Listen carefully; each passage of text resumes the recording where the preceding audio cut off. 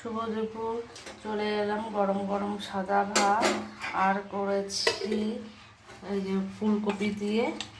ফুলকপি আলু দিয়ে একটা রসা মতন করেছি। বেশি ঝোল রাখিনি, শুকনো শুকনো করেছি। আর মুসুরির ডাল করেছি, আর করেছি ডিমের মামলেট আর ডিম সিদ্ধ। আর উচ্ছে দিয়ে এঁচড় দিয়ে আলু দিয়ে একটা চচ্চড়ি মতন করেছি, শুকনো শুকনো।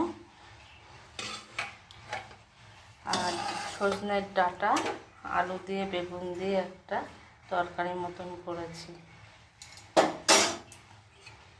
এই হলো আমার দুপুরে রান্না বান্না।